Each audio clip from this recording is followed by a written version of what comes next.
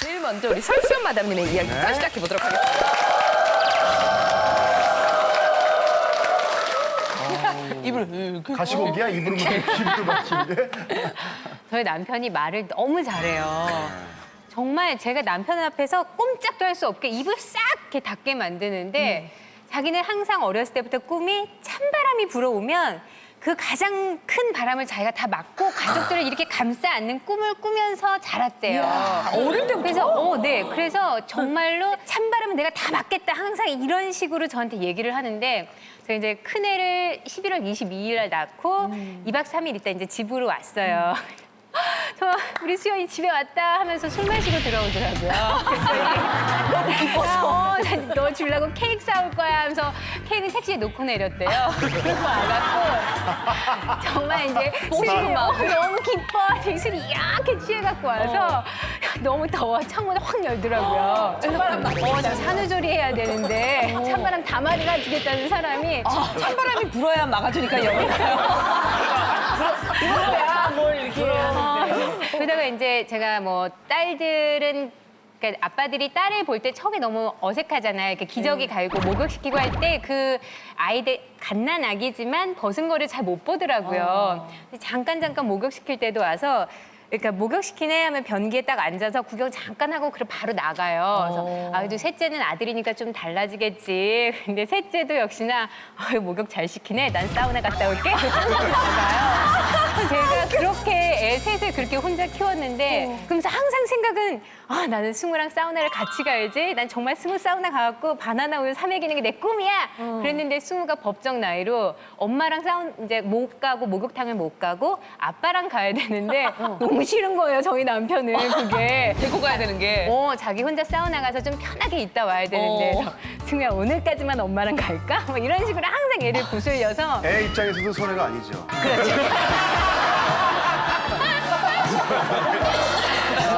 그때로 돌아가고 싶네요. 예. 많이 담아두고 싶은 거예요. 그 모습들을. 하여튼 그래갖고 저희 신랑은 정말 아이들한테며 뭐 정말 최고의 아빠가 돼주겠다, 최고의 가장이 돼주겠다. 계획은 너무 많은데 항상 뭐 이제 우리가 수영장을 가더라도 입장권 끊어주고 난 사우나 갔다 올게. 가버리고 그렇게 말로만 항상 애를 키우는 우리 남편이 변할 거라고 생각은 안 해요. 그래도 이제 정말로 이경재 선생님이랑 비슷하니까. 소름이 끼쳐요. 제 네. 얘기하는 줄 알고. 그렇죠? 너무 똑같은 거야, 스타일이. 네, 그래서 정신은 주겠지. 그 믿음 하나로 지금까지 버티고 있어요. 오늘 박수 칠 일이야? 박수 칠 일이냐고. 똑같아요? 진짜 똑같아요. 이렇게 멘토 섭섭하게 스타일. 한 적 있어요? 아, 늘 이렇게 해요, 저도. 왜냐하면 사우나 이렇게 목욕시키는 거 보면 생각나거든. 아, 나도 목욕을 해.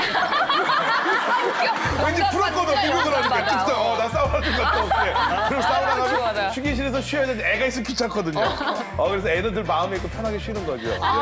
굉장히 너무 똑같아요. 좋아. 네. 마담님들은 아이 낳고 난 다음에 임신 때, 출산 때 이럴 때 섭섭하면 첫째 때 거를 기억하잖아요. 찬바람 연 거를. 그때 섭섭하게 했던 것들이 있나요? 아직도 잊혀지지 않는 것들? 애 처음에 낳고 그러니까 사실 저 나이 때만 해도 이제 아빠들이 남편들이 산부인과 따라다니고 같이 막 이렇게 수첩 들고 돌아다니고 호흡법하고. 호흡법하고 이런 게 한참 막 유행이었던 시절이었거든요. 그래서 저는 이제 그게 되게 다른 사람들 하는 게 부러웠어요. 근데 저희 남편을 데리고 이제 한번 체조를 간 적이 한번 있긴 있었어요, 병원에서. 그런데 혼자 하품하고 있더라고요. 그러니까 근데 또 저도 그거 불쌍해서 에이 그래 그러면 당신 다음부터 오지 말아요 그랬는데 저희 마음은 오지 말아요 했을 때 아니야 라는 얘기를 듣고 싶은 건데 그럴까 그럼 네, 그렇죠. 당신이 원하니 네. 내가 그렇게 하겠어. 그랬을 때 좀 외로웠던 것 같아요. 그 서름이 아직도 안 없어지죠. 근데 저도 아내 셋을 낳으면서 그 나머지 아내 셋을 셋을 체조 아내 셋을 마음에 아내가 두 개 더 애들 있어? 셋을 낳으면서 다녀봤는데 그때마다 의심이 드는 게 이상하게 그 남편 부부들이 체조하고 막 이럴 때 깍듯하게 아내를 막 위하면서 그 체조를 하는 사람들이 있어. 그럼 내가 아내한테 야 진짜 남편일까? 꼭 저런다, 남자들은. 병원에서 심어놓은 이 호객행 일을 하려고 남편이 그렇게까지 친절하게 아내랑 막 체조를 할 수가 없거든? 왜요? 근데 그걸 하는 남편들이 있더라 진짜. 간다, 오랜만에 간다. 저는 그 모습 보고 살려버렸어요. 근데 이게 사실 이성적이에요. 저도 좀 이상해. 늦게 결혼해서 사실 되게 이쁘잖아요. 근데 제 아내한테 그랬어요. 자기야, 나를 이상하게 보지 말고 나는 미리 다 얘기해. 그 당시 얘기하면 섭섭할까 봐. 네. 그래서 저는 자기야, 나는 자기가 임신했다고 그래서 막 그렇게 행복하지는 않아. 뭐 드라마 보면 막 그러는데 드라마 영상가가 써서 그래. 나는 그냥 그냥 좋을 뿐이지. 나는 사실 임신하는 것 자체도 나는 원하지 않아. 왜? 당신도 늦게 만났고 나는 늦게 만났는데 임신하면 또 오랜 시간 걸리고 배 나오고 몸매 망가지고 해서 난 사실은 싫은데 자기가 원하니까 애를 갖긴 갖는데 그다음에 배 임신 나서 막 드라마 보면 막 귀에다 대고 막 움직인다 이런 거 하고 막 뱉은 거 만져주잖아요. 나는 인간적으로 내 사랑하는 아내 배를 봐가지고 막 그 수박 자국처럼 막 텄잖아요. 왜 우리 누나들을 봤으니까 저는 그게 너무 싫은 거야. 그러니까 그 환상이 우리 아내 얼굴로 비춰지니까 자기야 나 내 앞에서 혹시 이거 까고 그러지 말아라. 나는 너무 싫으니까. 아니 근데 그런 마음을 섭섭해하지 않아요? 근데 아내는? 제가 그 전에 다 얘기했더니만 단 한 번도 거기에 대해서 섭섭하다는 얘기를 독특하시다. 진짜 모든 걸 이해하더라고. 그래서 다른 누나들도 그런 얘기를 물어봐. 진짜 너 섭섭하지 않냐? 그러니까 나는 별로 안 섭섭해. 근데 나도 솔직히 그러니까 임신과 출산 아직 됐어? 경험 안 해서 임신과 출산을 경험을 안 해서 모르겠지만 나는 너나 나. 제발 좀 애 좀 낳고 나와. 나중에 뭐 기회가 되면 자연적으로 되면 임신과 출산을 경험하겠지만 그걸 별로 보여주고 싶지 않아요. 나는 남편한테 여자로 남고 싶어. 그러니까 보여주고 싶은 게 아니라 그거는 여기서 내 이렇게 마음이고 근데 남편이 나는 너 그런 거 진짜 싫다. 내 앞에서는 까지 마. 이런 얘기를 들은 거는 그러니까 너무 섭섭할 것 그럼 같아. 기분 나쁘네, 그건 잠시만요. 기분 나쁘네. 그럼요. 아니 근데 진짜 그래 내가 보여주기 괜찮아. 내 싫어서 선택이야. 안 보여준 건 괜찮은데 남편이 먼저 나서서 야 나한테 보여주면 홀딱해 이러면 기분 나쁘다. 아니 근데 그런 게 아니라 그 상태에서 남편이 정말 그러면 절대 안 되는 게요. 네. 여자들도 결혼을 해가지고 막 그런 내 몸에 신체 변화가 생기면 우울증이 와요. 여자 입장에서 나는 배가 나오고 싶고 배가 갈라지고 싶고 나는 진짜 아침에 발목뼈가 일어나면 안 보인다니까. 이게 내가 오리발인가 이게 사람발인가 할 정도로 사람 몸이 부은데 우리는 좋냐고요. 근데 그때 그거를 남편이 위로를 해주고 이뻐해주고 그래야지. 근데 최영림 씨가 말로 해서 그렇지 남자들 중에 꽤 많은 의견들이 최영림 씨 같은 분이 있어요. 아, 그건 네, 인정을 근데 해요. 저희 때 예. 탯줄 커팅하는 게 유행이었어요. 근데 저는 안 들어갔어요. 저만 안 들어갔어요. 왜냐면 저는 그 나오는 모습을 보면서 좀 약간 저는 의사임에도 불구하고 그러한 모습을 사실은 일반 사람이 견디기가 쉽지 않아요. 그래서 사실은 꼭 그걸 아름다운 모습의 어떤 커팅처럼 생각하는 게 유행이었는데 저는 그때 굉장히 못마땅했어요. 그러니까 이게 출산 하나 하는데도 임신하는 과정에서도 안 이쁘다. 나는 이거를 뭐 안 하겠다. 나한테 말하지 마라. 여러 가지 얘기를 하는데 이게 그래갖고 낳았어. 낳았는데 갑자기 그때까지는 관여를 안 하고 교육에 관여를 할 것 같지도 않고 지금 얘기한 것처럼 입으로만 키우는 남편들이 정말 많아졌는데 네. 선생님도 그랬다고 아까. 저기 여름에 이제 수영 데리고 다니는데 그 뭐 이제 가야지 그때 풀장이 제일 깨끗하다 그랬어요.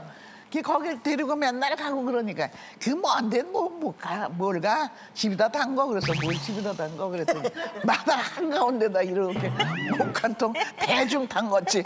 그렇게 해서 물을 받아서 턱 넣고 아 얘를 어떻게 수영을 가르쳐 그러니까 이리 와 야 석현아 이리 와라 그러더니 애를 이렇게 번쩍 들더니 물에다 탁 던져버렸어. 와 미치겠더군. 엄마들이 기절하지. 진짜 무식해 보이기도 하고 정말 저 남자가 정말 저 아들한테 무슨 한이 졌나 뭐 막 여러 가지로 막 미치겠어 정말. 그랬더니 이놈 새끼가 허우적거리고 나오더라고. 나와요? 나와 허우적거리고 나오더라고. 그러니까 봐 이렇게 해서 가르치는 거야. 와 그냥 붙잡고 그래 이랜다. 멋있다. 이야. 그게 앱이라고. 그렇죠. 그러니까 그렇게 벌벌 떨면 안 돼. 그렇죠. 멋있다, 진짜. 아이한테 두려움을 가져야 이게 벌벌을 치죠. 저는 물 하나 가득 해놓고 그냥 이렇게. 멋있는데 나는 멋있는데 나는 그거 여자로 달라. 요즘 같으면 이거 신고받을 일이긴 해. 애가 예민하면 물에 대한 평생 공포가 생길 수 있어요. 제가 앉아서 언니가 야 수영을 니는 몇 달을 가르친다 아직도 베이비풀에 그래서 근데 끌고 들어갔다 그날 빠져 죽을 뻔해가지고 제가 지금도 수영을 못해 무서워해가지고. 맞아요. 근데 남자들의 교육이 거의 이렇게 하면 이런 안 식인 것 같아요. 되게 예. 위험하긴 한데 사실 이제 애한테 그래서 문제가 되는 건데 남자들은 일반적으로 저런 식으로 배우는 것 같아요. 처음에 뭐 스킬을 배운다 그러면 친구들이 데려가면은 그냥 꼭대기까지 리프트 타고 올라가면 된대요. 뭐 야 뭘 배워? 올라가면 다 배워. 올라가요. 그리고 지는 타고 내려가요. 내 말이. 그러면 월등히 서 있지 못하니까 일단 타 보죠. 그날 내려가는데 이제 굴르고 자빠지고 뭐 별걸 다 하다 보면은 저절로 배워요. 야, 이렇게 다 배우는 거야 하지만 물론 이제 간혹 가다가 이제 어디 부러지는 애도 나오긴 하는데 남자들은 보통 그런 식으로 가르치거든요. 근데 저희가- 아이가 예. 원할까요? 아빠가 자기를 이렇게 관심 갖고 계속 원해요. 왜 안 원해요? 원하죠. 원하죠. 난안 나와서 몰라요, 나는. 아니 박성수 때로 생각을 해봐요. 아니, 나를 아버지가 나를 교육하시는 건 나 되게 두려워했어요. 그러니까 아버지가 아들이건 딸이건 간에 그때 뭐 방임도 좋지만 꼭 공부 가르치고 목욕시켜주는 거 차원이 아니라 잘하고 있다. 아이고 우리 딸 이쁘다. 손잡고 한번 산책하는 거 그게 교육이지. 학습지 같이 풀어주고 뭐 플랜 짜주고 그런 차원이 아닌 거죠. 저 아버지가 바라는 대로 잘하고 싶다. 아버지 나 사랑한다. 나를 좋아한다라는 그 존중감, 믿음 이런 걸 키워줘야 되는데 과연 아버지 어릴 때 아버지 그림 그려보세요. 그러면 이렇게 뻗어서 자고 있는 그림만 그리거나 아빠 얼굴 기억 안 난다고 얼굴을 안 그리는 애들도 있어요. 근데 본 이거는 적이 어떻게 없다고. 보면은 시대가 옛날에 자기 아버지는 뭐 집에서 이렇게 권위적으로 있고 애들 교육은 이렇게 했는데 나는 지금 그랬다가 내 와이프가 지금 같이 애 같이 키우면서 지금 제정신이야? 도장 찍으려고 이래? 이렇게 달겨드는 시대잖아요, 지금. 그러니까 자기가 보고 배우지 않은 거를 터득해야 되는 어려운 시대에 살고 있다는 걸 여러분. 우리도 보고 배우지 않았어요. 엄마도 보고 배우지 않는데. 엄마는 이거 모성애는 본능적으로. 아니에요. 그렇게 몰아가지 마. 난 모성애를 본능으로 너무 몰아가는 것도 싫어요. 제가 얘기할까요? 아니요. 지금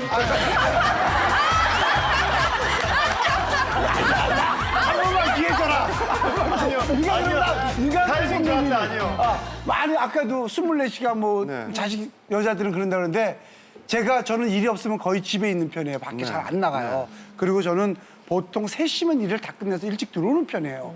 그러면 우리 아내가 딱 보면 보통 여자 다 애들 학교를 8시에 간단 말이에요. 가면 아내는 자유예요. 자유 시간이에요. 그러면 3시에 예를 들어 초등학교 3시에 끝나. 그럼 3시에 끝나면 아내가 가질 않아요. 갈 때도 있지만 다 스쿨버스가 왔다 갔다 하고 뭐 학원버스 왔다 갔다 해도 오면 6시나 7시야. 그러면 아침에 일어나서 학교 보내는 건 나랑 똑같이 했어. 그쵸? 예. 똑같이 했잖아요. 예. 그럼 8시, 7시에 오면 그때부터 나랑 같이 이렇게 한단 말이에요. 이렇게 보면요. 그냥 야 그거 해. 나 숙제. 씻어. 아빠 보고 씻어달라고 그래. 그리고 뭐 옷 챙겨주고 뭐 도시락 갖고 오면 씻어주고 그래갖고 내가 자기가 왜 자꾸만 애한테 이렇게 짜증을 내면서 얘기해. 그냥 무조건 칭찬을 해주라. 나는 한 번도 욕한 칭찬해주고 이런 건 이렇게 해라. 그러면 당신은 말이야 잠깐 보면서 그것도 모르면서 말이야 나랑 하루 종일 같이 있으니까 그래서 짜증나는 거야. 아니 나랑 계속 같이 있었잖아. 뭐 하는 거야. 같이 있었어. 근데 이게 같은 그런데- 시간에 엄마 아빠가 같이 있다고 해서 꼭 같냐 그래. 저는 그게 아닌 것 같아요. 양과 양으로만 저랑 비교하는 건 남편이랑 아니야. 토요일 일요일 같이 있고 저도 뭐 그렇게 피곤해가지고 자긴 자지만 늘 저희는 신경이 안테나가 곤두 서 있어요. 누구 안테나 곤도 안 써 있나? 아빠는 근데 좀 다른 것 같아요. 그러니까 아침에 일어나서도 제가 준비물을 다 챙겨 갔는지 오늘은 어떻게 해서 학교 갔다 왔는지 친구들은 어떤지 이런 생각을 우리는 똑같이 누워 있거나 앉아 있어도 남편하고 똑같이 있다고 생각. 우리는 계속 안테나가 돌아간다는 그걸 거예요. 어떻게 알아요? 아니요, 그걸 진짜 앉아있는데. 그래요. 왜냐면 애들의 표정을 우리는 읽고 있어요. 그래서 애가 오늘은 조금 표정이 안 좋은 것 같으면 무슨 일이 있었나? 그래서 좀 이따가 가서 오늘 뭐 친구랑 무슨 일이 있었니? 이렇게 물어보고 한다고요. 그러니까 여자들이 보내는 이 신경의 정도는 남편분들보다는 훨씬 더 높은 거예요. 아내들은 애를 보면서 안테나를 집중하고 있죠. 남편은 그 아내를 보면서 안테나를 집중하고 있어요. 남편은 그렇다고 남편이 그 방관하는 게 아니에요. 그럼요. 그럼. 애가 자라다가 보면은 다치기도 하고 적당히 더럽기도 하고 예. 좀 그러고 자라야지. 턱도 주워 먹어요. 네, 그러고 미용실을 다 아까 저 얘기가 저 우리 엄마한테서 그렇게 생각한다고. 그 저 뭐 석현이를 저 푸르장에다 그냥 이렇게 던졌다 그러는데 남자들은 그래요. 여자하고 남자하고 시각이 다른 게 그거야. 아, 이 결과가 나는 보여. 아, 이걸 얘가 이래야 결과가 이렇게 나온다. 그렇게 물에다 던지는 거야. 여자는 물에다 못 던져. 아버지가 저는 지금도 평생 잊지 못할 은인으로 생각하고 엄마보다는 아버지를 좋아하는 게 있어요. 제가 초등학교 2학년 때인데요. 그때는 바이올린을 배운다라는 게 사실은 참 어려울 때죠. 근데 저희 엄마는 되게 뭐랄까 자기가 자식한테도 어떤 엄마이고자 하는 딱 상이 있어요. 그래서 그때 바이올린이라는 거를 그때 집이 한 채에 160만 원 주고 저희가 살고 있던 집을 샀는데 그때 11만 원을 주고 저를 바이올린을 사줬었는데 제가 정말 바이올린을 잘 했었어요. 근데 제가 힘들지만 했던 건 엄마가 안 하면 너무 꼬집어대니까 그리고 안 하면 지 아버지 닮고 막 설친다고만 하니까 그 소리 안 들으려고 앉아 있었는데 제가 여기가 사각턱이라요. 바이올린을 대면 얘가 너무 아파요. 보통 사람은 턱이 둥글러서 괜찮은데 이거 진짜 얘가 너무 아파요. 그날 아침에요. 막 바이올린을 때 연습하려는데 제가 두 다리 쭉 뻗고 막 울었어요. 너무 힘이 드니까 울었어요. 엄마가 머리를 막 따주면서 요놈의 가시나 저놈의 가시나 응? 내가 그 바이올린 하느라고 했는데 저 했는데 막 그러니까 아버지가 진지잡수단 말고 아무 소리 안 하더니 그 앞에 있는 바이올린을 발로 확 깨버리는 거예요. 그 자리를 발로 확 밟아 깼는 거예요. 11만 원짜리요? 11만 원짜리. 엄마는 얼굴이 진짜 저 벽색칼처럼 하게 질렸고 나는 우리 아버지가 세상에 구세주라서 그 길로 아버지가 깨는가 동시에 학교로 휙 달아난 거예요. 집에를 못 들었잖아요, 아버지랑 나랑이. 그날 저녁 못 들었잖아요. 아버지가 정말 저희 엄마가 한 반전이다. 두 달은 아버지하고 저하고 눈을 안 마주쳤어요. 근데 저희 아버지는 늘 하지 말라고. 그거 하지 말라고. 네가 더 잘하는 거 하라고. 하지 말라고. 괜찮다고. 두 달을 엄마하고 힘들게 경쟁을 해서 두 달쯤 지나서 이제 겨우 엄마하고 화해를 좀 했었거든요. 그래서 저는 세상 살면서 지금까지 가장 부모로부터 은공은 바이올린 깨준 고마워요. 네. 이야. 아이의 표정을 보고서 엄마는 다 느끼잖아요. 그 왜 그러냐면 아기 때부터 봤으니까. 엄마는 자기가 아기 때부터 인형 표정도 봐요. 네. 아, 너 뭐하니? 인형하고도 얘기하잖아요. 여자는 기본적으로 이게 계속 인형하고도 얘기한다고. 남자들 뭐하고 놀아요? 로봇 갖고서 와. 표정이 없죠, 표정이 없죠. 그러니까 애 던지는 거예요. 로봇 던지듯이 어릴 때부터 그게 몸에 뱄단 말이에요. 근데 남자들이 애를 봐줬으면 좋겠다. 전 육아는 찬성을 해요. 근데 교육을 좀 맡아줬으면 좋겠다. 정말 얼마나 좋을 것 같죠? 열이면 한 명 정도의 남자가 교육에 관심이 정말 많은 남자가 있어요. 그 엄마들이 얼마나 괴로워하는지 아세요? 아. 지금 마음대로 할 때 다행인 줄 아셔야지.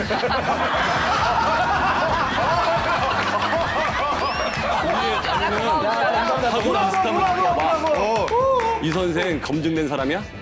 뭘 근거로 보냈어? 딱딱딱딱 집어가지고 이 사람 뭐야 여기 이거 진짜 라이센스 맞아? 미국에서 갖고 온 거 맞아? 있어요. 원어민들 성범죄 없어? 이런 식으로 따지기 시작하면 그치, 그건 10이죠. 근데 대체로 아빠하고 엄마하고 있을 때 한 사람이 주도권을 갖는 게 교육은 좋아요. 예. 육아는 상관없어, 육아. 근데 근데 교육 말고 육아라도 그러면 좀 지금 잘하란 말씀하신 말이지. 부분에 굉장히 공감을 하는 게 네. 사실 이제 과거의 기성세대라고 불리우는 아버님들은 사실 한 70~80% 이상은 그냥 애들은 알아서 알아서 크는 거야라는 자신들도 분들이었고 그렇게 컸으니까. 그다음에 한 20에 30 많이 보면 적게 봤을 때 한 10에서 20 정도는 지금 민성원 씨가 말씀하신 것 같이 아이 교육에 굉장히 관심이 많은 분들이 계셨어요. 네, 근데 네.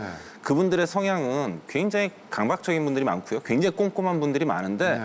그런 아버지 밑에서 아버지의 사랑과 관심이라고 혹은 교육열이라는 것에 포장된 아버지의 지나친 그런 간섭 속에서 자란 친구들은 굉장히 상처가 많아요. 그렇죠. 아버지가 관심을 가지고 애를 시작하면은 그 친구는 굉장히 힘들어집니다. 삐뚤어지는 거죠. 네, 실제로 잠깐만요. 잠깐만요. 말이 아직 안 끝났어요. 지금 말을 하고 있는데. 듣고 나서 얘기하겠습니다. 양승현 씨 변호사가 무슨 근거로 반대를 하시는지는 잘 모르겠지만 실제로 와요. 예. 그 제가 봤던 환자 그 친구도 청소년이었었는데 아버지가 전형적인 그런 사람이에요. 어렸을 때부터 애 손톱도 아빠가 깎이고요.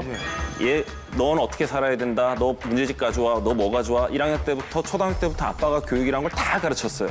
근데 그 친구가 결국은 그걸 못 버텼거든요. 그러니까 어머니의 교육 방식은 꼼꼼하고 여러 가지가 있을 수 있지만 적어도 아들에게 숨쉴 구멍을 주는 경우가 많은데 아버지가 아이의 교육에 지나친 집착을 보이는 순간부터는 그 아이가 숨쉴 구멍이 없어져 버려요. 이거에 대해서 맞아요. 양승 저는 그 예. 부분에 대해서 이거는 정말 소수의 그런 사람들에 대한 일반화를 시키는 오류라고 생각을 합니다. 왜냐하면 저희 아빠 초등학교 선생님이셔가지고 자연스럽게 제가 아빠의 교육을 받고 제가 6살에 학교를 가면서 못 따라갈 것 같으니까 아빠가 저를 지도해 주시고 그게 이제 버릇이 돼서 제가 초등학교 초기에 아빠가 교육에 관여를 하셨거든요. 저는 그것이 저한테 굉장히 좋은 영향을 미쳤다고 생각을 하고 당시에 아빠가 저한테 이제 국민교육 헌장을 읽게 하셨거든요. 그러면 초등학교 때 초등학교 때 발음이 잘 안 되잖아요. 그때 발음 교정을 받아서 제가 시골에서 자랐지만 지금도 크게 사투리를 많이 안 쓰면서 표준말을 쓰게 된 원동력이 되고 저는 그러니까 아버지가 좋은 교육하면은 이게 문제다라는 건 그건 정말 잘못된 것 같아요. 근데 저도 막 얘기를 마저 할게요. 이거는 개인마다 방식의 문제고 정도의 문제인 거지. 아빠가 관여하면 문제다. 뭐 엄마가 무조건 하는 것은 뭐 이렇게 하시는 건 아니고요. 그러니까 제가 저도 잠깐만요. 맞아주세요. 맞아줬잖아. 애들 맞아줘. 저 오늘 녹화를 하나밖에 안 뜨니까 아직 힘이 좀 엄마도 그러니까 위험하지 제 않아? 얘기는 근데- 그러니까 양 원장님 얘기처럼 아버지가 교육에 관여하는 것은 위험하다라고 이렇게 결정짓는 게 안 된다 이 말이에요. 제 얘기는. 양수영 변호사님은 되게 특이한 경우인 게 뭐냐면 아버님이 교육을 전공하신 분이라고요. 가르치는 방법을 아시는 분이 가르치는 거하고 가르치는 방법을 모르는 채로 아이에 대한 집착과 그거 열망만 가지고 아이에게 덤벼드는 아버지는 굉장히 위험할 수 있다는 거예요. 아버지가 예를 들어서 알겠습니다. 여기까지. 제가 여기까지. 이제 한 얘기는 아마 이분들이 할 얘기가 많을 것 같아요. 우리 설수연 마담 다음으로 우리 양소영 마담님의 이야기를 들어보도록 하겠습니다.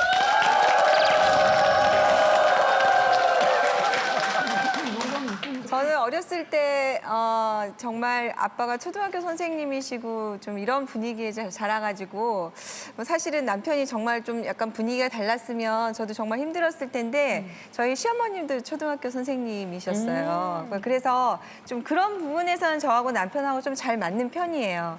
그리고 또 이제 제가 또 저희 남편을 굉장히 잘하잖아요. 그래서 애들 이렇게 키우면서 느끼는 게 아빠가 처음에 이제 딸들을 키울 때는 정말 딸을 낯설어 하더라고요. 그러니까 얘들하고 어떻게 얘기를 섞어야 될지를 모르니까 우리 남편은 아유 못생겼네 이러면서 이렇게 애를 놀리는 거예요 자꾸. 그래서 너 오늘은 왜 날 가리고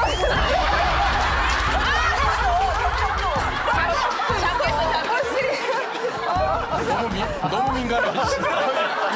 민감해. 딴데도 덤벼봐. 너 누구 닮아서 이렇게 허벅지가 퉁퉁해?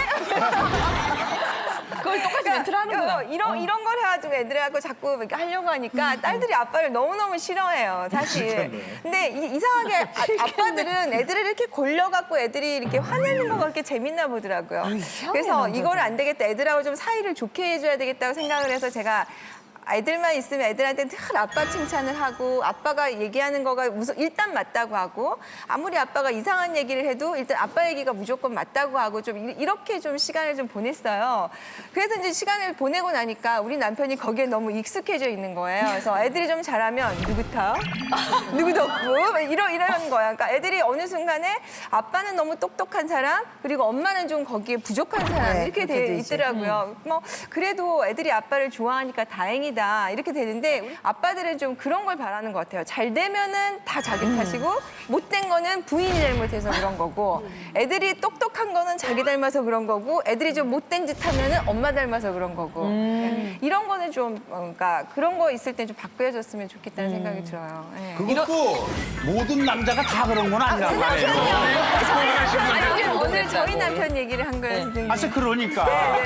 이런 적 난 있나요? 자꾸 내 얘기를 보고 돼가지고 말이야. 남편분이 혹시 그 유라를 보면서 나랑 그럼요. 닮았다. 제 딸이 뭐 이번에도 좋은 대학원을 갔거나 성품이 되게 착해요. 그래서 아 정말 우리 딸이지만 너무 애가 좀 기특하지 않아요? 요즘 애 치고 참 성품이 바르고 그러다 그러면 루트가 좋잖아, 루트가 막 이래요. 자기 집안 덕분이라는 거죠. 근데 애가 좀 잠이 많아요. 그러면 아우 쟤는 잠 때문에 큰일이야. 그러면 엄마 닮아서 그렇지. 그 남자들이 이제 왜 그러냐면 기본적으로 우리는 아이들이 실패하거나 실수하거나 공부를 못하거나 뭐가 잘못되면 미안함? 내가 혹시 잘못 교육을 해서 혹은 내가 뭐 좀 뒷발을 좀 덜해서 언제 잘 될 거야라는 게 그런 마음이 있는데 남자들은 아들이 잘못되면 내가 굉장히 실패자가 된 듯한 느낌이 든다는 거예요. 내 자식이 공부를 못하면 그럴 수 있는 게 아니라 내가 저 자식을 뭐 잘못 키운 거야. 나중에 내 자식이 바보라고 소문나면 나는 어떻게 되는 거야라는 것이 훨씬 이기적인 거가 많기 때문에 나를 생각한다고. 그렇죠. 그러니까 우리들도 아이의 성표가 엄마의 성적표긴 하지만 그거는 내가 채점을 당하는 학생으로서의 똑같은 느낌일 뿐이지만 남자들은 내 아이가 뭐 학교를 못 갔고 뭐 이렇게 되면 남들이 내 친구 날 바보 취급할 거 아니야. 너 다 잘났다 해놓고도 너는 서울대 해놓고 왜 네 아들은 서울에 있는 학교도 못 갔어? 이런 경우를 다 하면 실패한 인생으로 받아들이는 경우는 아버지가 더 크다는 거죠. 저희는 이제 예. 애가 셋이니까 정말로 닮은 부분이 있어요. 저희 둘째가 그렇게 잘 울어요. 그래서 이제 저는 식탁 앞에서 애를 혼내는 걸 굉장히 싫어하는데 아빠가 뭐 이렇게 크게 말하지도 않았어요. 그래서 가윤아 딱 하면 얘가 벌써 눈물이 글썽하는데 그 모습이 어디서 많이 본 그 모습인 거예요. 그래서 저 울지 마. 혼자 속으로 계속 생각을 하는데 저랑 정말 똑같아요. 제가 옛날에도 눈물이 나오면 그렇게 참지를 못했는데 지금은 이제 겨우 참는 거예요. 지금도 정말 울고 싶을 때 전 못 참아서 어머님 앞에서도 울지 말아야 되는데 그게 정말 눈물이 쭉 나고 어디 때와 장소를 가리지 않고 눈물이 그렇게 나는데 둘째가 어쩜 그렇게 판박인지 둘째가 딱 우는데 애기 아빠가 정말 쟤는 누구 닮아서 저러는 거야? 말은 못하고 나 닮아서 저러는데 약간 이런. 그리고 우리 승우가 저랑 정말 똑같아요. 머리통이 앞은 이렇게 좁은데 앞장구 뒷장구라 너무 예쁜데 저희 남편은 이렇게 호떡처럼 생겼어요. 어쩜 이렇게. 남편을 호떡처럼 생겼다고. 그러니까 얼굴형만, 얼굴형이 앞으로 확 누르고 뒤로 확 눌렀는데 저희 남편은 항상 승우를 보면서 참 어쩜 저 자식은 이렇게 나랑 머리통이 똑같냐? 정말 진심으로 나 닮았다고 우기는 것 같은 그런 느낌이 들더라고요. 아니 저희 남편이 아시는 것처럼 굉장히 독설하고 네. 굉장히 바른 말 하잖아요. 그런데 사람들이 아니 따님은 누굴 닮아서 저렇게 뭐 고와요 이렇게 얘기하면 절 씩 쳐다보고 엄마는 안 닮은 것 같아요 이렇게 얘기를 해요. 그냥 자기를 닮았다는 얘기를 안 하고 그게 저한테는 상처가 된다는 걸 알아요. 왜냐하면 한번 되게 싸운 적이 있었어요. 그걸로요? 이제 어떤 분이 오셔서 저희 집에 이제 이게 애들이 다 얼굴형이 아빠를 닮았어요. 이러니까 제 남편이 있다 원래 저런 이 사각은요 당대 유전을 안 하고 한 대 걸러서 유전을 한다고 이렇게 얘기를 하는 거예요. 그래서 우리 애들은 저렇게 얼굴 넓을 일이 없어요. 그래서 내가 저 사람하고 결혼했죠. 이렇게 얘기를 해요. 자기가 아는 상식으로 이 넓은 얼굴이 자기 새끼가 나는 건 싫다는 얘기죠. 그래서 제가 너무 어이가 없어서 아니 여보 내 사각턱 이거 다 복 들었대요. 관상 선생님이 내가 1등 복이라고 그랬어요. 이렇게 얘기를 하니까 복은 들었든지 말든지 난 그건 안 좋아. 이렇게 얘기를 하는 거예요. 그럼 결혼해놓고 그러니까 이렇게 그냥 그렇게 얘기를 해요. 근데 그거를 데리고 그러는 양반을 데리고 내가 너 그렇게 말을 해. 막 이렇게 얘기를 하면 또 무슨 일만 있으면 지 엄마 닮아서 극악스럽다고 또 할 테니 그것도 못 하겠고 지식적인 거 이런 건 엄마 아빠는 서울대학 나왔어. 엄마는 이렇게 되는 상황이니까 엄마가 하는 가르쳐주는 건 아예 배우려고도 안 하는 거죠. 그러니까 우리 큰 놈이 엄마는 맛있어요 이러거나 하고 있는 거죠. 그러니까 저는 아예 그냥 엄마는 건강하고 성실한 데 니네 아빠는 조금 엄마보다 건강치 않으니까 엄마 건강한 것만 가져가. 저는 아예 그거를 마음을 다 비워서요. 근데 단지 억울한 건 큰 놈이 살이 쪘잖아요. 그러면 이제 사람들이 아유 저 아드님은 살이 많이 쪘네. 그러면 지 엄마 닮은 거잖아. 이게 만인이 인정할 건 다 지 엄마 닮았다는 거예요. 근데 그건 뭐 억울해 할 수도 없는 거니까 저는 그런 부분에서는 할 말이 없어서 지금 입을 쭉 다물고 해도 해도 끝이 없는 게 자식 양육에 대한 얘기인 것 같아요. 맞습니다. 이 부분에 대해서 이혜정 마담님도 할 얘기가 있으시다고 합니다. 시아버지 반만. 그러니까요. 그러니까 왜 늘 그러잖아요. 그 애비 보면 그 자식 알 수 있고 그 딸 보면 그 엄마를 알 수 있다고 늘 얘기를 해서 저는 사실 정말 우리 시아버님 같은 남편일 거라고 생각을 했었어요. 그런데 그러시더라고요. 저희 친정엄마 아버지가 상견례 다녀오신 날 아이고 야 저 고서방도 나이가 들면 너희 시아버님 같은 모습이 될 테니까 얼마나 좋으시냐고 얼마나 인품이 좋으시냐고 사실은 70점은 저희 아버님이 점수를 따고 혼인이 이제 됐죠. 그런데 참 다르더라고요. 그러니까 그 중간에 섞인 와이프가 누구냐에 따라서 다른가 봐요. 저희 아버님은 이제 늘 음식을 한 가지 같이 모시고 살 때도 드리면 아유 고맙다 애썼다를 정말 늘 하셨어요. 그리고 어떻게 이렇게 너는 맛있게 날 음식을 해주니 그리고 늘 너희 어머니 음식 못해서 얘 내가 서운했는데 네가 다 원 풀어줬다고 이렇게 얘기를 해요. 근데 제 남편은 한 번도 제 음식을 먹고 고맙다느니 뭐 잘 먹었다느니 얘기 절대로 안 해요. 그래서 제가 얼마 전에 당신은 내가 이렇게 음식을 맛있게 해주는데 안 고맙냐고 물으니까 자기는 이 세상에서 너하고밖에 안 살아봤기 때문에 딴 사람은 잘하는지 못하는지 모르겠다는 거예요. 이게 그렇게 맛있는 건지 그렇게 얘기를 해요. 그냥 먹어본 적이 없으니까. 모든 아내들이 다 그렇게 음식을 하는 거라고 자기는 생각하고 있어요. 저희 집에 이틀만 와보시면 전지훈련을 보내세요. 너무 얼굴빛이 아무렇지도 않게 저한테 그러는 거예요. 근데 모습은 우리 아버님은 정말 영국 신사처럼 눈도 부리부리 하시고 키가 1m 80이셨으니까 옛날 어른치고 다리도 길고 정말 박수홍 씨는 그 옆에 근처도 못 가요. 아주 댄디하신 분이었어요. 근데 우리 남편은 일단 외모에서 떨어지는 거죠. 우리 아버님보다. 근데요, 이상하더라고요. 나이가 드니까 저희 남편이 그렇게 아버님하고 다르다고 생각을 했는데요. 아버님이 늘 이렇게 가시를 발라서 늘 저희 남편 밥에 먼저 주시고 제 밥에 주시고 그다음에 당신 드셨어요. 근데 제 남편이 어느 날부터 우리 아들아이 밥에다 생선 주고 딸아이 주고 그리고 자기 먹고 나머지 나를 주더라고요. 뭐지? 이거 뭐지? 아닌 것 같은데? 아닌데 예상한 대로 나왔는데. 그렇게 하더라고요. 그러니까 우리 아버님이 자식을 크게 생각했던 것처럼 이 사람도 그렇구나 이렇게 생각을 했어요. 언젠가 우리 아들이 이제 여자친구를 한번 데리고 온 적이 있었어요. 데리고 오니까 그때 제가 갔을 때 우리 아버님이 대문을 저를 활짝 열어주면서 아유 네가 이렇게 이쁜 아이가 왔구나가 첫 마디였어요. 그러니까 우리 어머니가 저를 쳐다보더니 제가 이뻐요? 이렇게 얘기를 하셨어요. 근데 아니 정말 어머니가 아버님이 이쁜 아이가 왔구나라는 그 다감한 표현 속에 어머니가 그 말에 너무 놀란 거죠. 제가 이뻐요? 이렇게 정확하신 분이네요. 그렇게 보셨는데 저희 남편이 정말 아들의 여자친구가 오니까 내가 보기에는 딱 새까만 게 딱 커피콩 같은데 그걸 보더니 아유 넌 참 이쁘다 이렇게 얘기를 하는 거예요. 아 대를 물려 여자 보는 일이었구나. 이렇게 생각을 했죠. 아니 그런데 그 말 보면 저는 우리 남편이 아버님하고 다른 건 우리 어머니라는 유전자가 끼었기 때문이라고 생각을 했거든요. 어머니라는 그 어머니의 DNA가 우리 남편을 아버님 같지 않게 만들어놨다고 생각을 했거든요. 그런데 지금 나이가 이렇게 들어가면 보면 우리 어머니가 아버님에 대한 불평을 막 하셨던 걸 제가 똑같이 하고 있거든요. 그걸 보면 그 집의 유전인자는 마누라보단 자식한테 잘하는 그런 유전인자를 가진 거죠. 그런 걸 보면 제 남편은 우리 아버님 닮았어요. 이야, 이거 너무 재밌는 얘기다. 엄마들은, 그러니까 딸들은 엄마 그러는 모습 보면서 엄마처럼 안 살 거야, 닮지 않을 거야라는 얘기를 정말 많이 되뇌이기도 하는데 남자들도 그런가요? 우리 아버지도 배우셨어. 네, 맞아요. 그리고 연출을 하셨고 또 극작가셨고 그거를 나는 옆에서 이제 어머니가 없으니까 그 옆에서 내가 아버지 옆에서 자면서 원고를 쓰시면 내가 정리를 해드리고 이러다가 보니까 자연스럽게 내가 아버지를 닮았어요.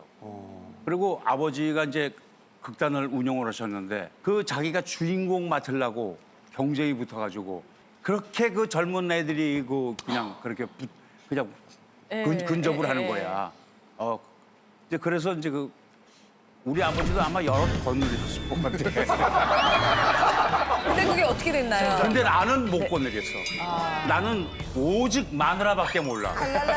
지금 갑자기 그것만 못 닮았어. 제일 닮고 싶은 걸 못 닮았어. 저게 3대가 유전되는 것도 있어요. 이게 뭐예요? 나는 죽어도 우리 아버지처럼 살기 싫었다는 건 아니고 아우 난 아무래도 아버지처럼 그렇게는 안 한다 했던 게 우리 아버지는 어렸을 때부터 엄마가 뭐 교회 일로 어딜 가든 뭐 이러면 그냥 알아서 엄마처럼 오면 되는데 아버지가 데리러 가는 거예요. 데리러 가면은 이따 9시에 끝나면 뭐 8시 뭐 한 40분쯤 데리러 가면 되는데 꼭 한 7시쯤 미리 도착해서 거기서 차도 닦고 막 시트도 막 방석도 털어놓고 기다렸다가 데리고 와 엄마를.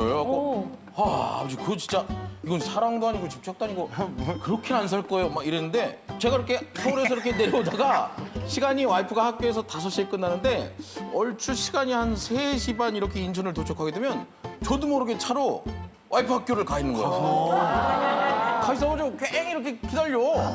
기다리다가 4시 45분쯤 되면은 야 나 학교 왔다 주차장이야 지금 방금 도착했어. 그럼 태우고 오죠. 근데 아들도 엄마가 엊그제 연수를 갔는데 연수를 가서 엄마가 연수를 가서 금요일날 갔다 1박 2일로 토요일날 오는데 토요일날 늦잠 자는 놈이 일어나더니 막 옷을 입어. 왜 뭐하냐 했더니 봐봐 엄마랑 데리러 가죠. 야 그거 데리러 가는 거 참 그것도 유전 이렇게. 그러네. 일찍 데리러 가는 거. 희한한 시내림이다. 좋은 거다. 저는 아버지는 정말 굉장히 가난한 농사꾼의 아들이었거든요. 그래서 저는 어렸을 때 스키 같은 것도 아버지는 허락을 안 했어요. 근데 책값하고 등록금 항상 제일 먼저 내주셨어요. 아버지는 평생 책값하고 등록금을 제대로 내본 적이 없으니까. 그러니까 왜 자기가 못한 걸 자기 자식한테 주잖아요. 저는 아버지한테 장난감 같은 걸 별로 얻어본 적이 없어서 제 애들한테 맨날 움직이는 장난감 주니까 딸들은 무서워하잖아요. 저는 어렸을 때 그런 게 되게 갖고 싶었는데. 근데 가끔 제 동생이 이제 저랑 같이 일을 하는데 작은 형 점점 아버지 닮아갈 때 내가 깜짝 놀래요. 아버지가 어떤 분이냐면 밖에서 너무 잘하시는데 집엔 좀 약간 무심한 스타일이세요. 근데 제가 어느 순간 아버지처럼 남들한테는 잘하고 가족에게는 좀 못하고 또 동생한테 실수하는 경우가 많은가 봐요. 그래서 또 생각해보면 야 이게 점점 나이가 들수록 내가 싫어했던 아버지 행동을 내가 하고 있는 때가 설수연 씨는 아들이 우리 남편 요거는 좀 안 닮았으면 좋겠다는 게 있어요? 너무 많아요. 너무 많아. 정말 저희 남편은 말썽꾸러기 중에 그런 말썽꾸러기가 없는데 어머님은 모르세요. 그러니까 어머니 모르게 정말 사고를 되게 많이 쳤는데 자기가 명이 길어서 살았지 안 그랬으면 벌써 죽었을 거라고. 친구들끼리 그런 얘기를 했대요. 자동차가 오는데 누가 가장 근접해서 그 자동차를 싹 스쳐서 그 횡단보도를 건너가느냐. 어렸을 때 이런 놀이를 하고 일지매처럼 정말 지붕이랑 그 골목 그 주택가에서 지붕이랑 지붕을 뛰어다니는데 뛰어다니다가 이렇게 앞으로 숙여야 되는데 뒤로 벌러덩 넘어질 뻔한 적이 있었대요. 근데 그때 정말 누군가 도와서 자기가 앞으로 한번 해서 살았지 안 그랬으면 죽었을 거라고. 저는 그런 어렸을 때 얘기를 들을 때마다 승우한테 정말 저런 조금이라도 닮은 모습이 있다면 가만둘 수 없는 거예요. 정말 어머님이 모르셨으니까 우리 신랑이 지금까지 그냥 아무 탈 없이 어머님도 마음고생 안 하시고 그렇게 시간이 흘렀지 저는 생각만 해도 하여튼 우리 승우가 정말 약간 저 닮았어요. 소심하고 부끄럼도 좀 많이 타고 대범하지 않은데 그래도 저는 그냥 이대로 커줬으면 하는 바람이 남편 안 닮고. 우리 남편 너무 대담하고 대범하고 막 이러니까 아직까지 구독과 좋아요 안 누르셨어요? 지금 당장 눌러주세요.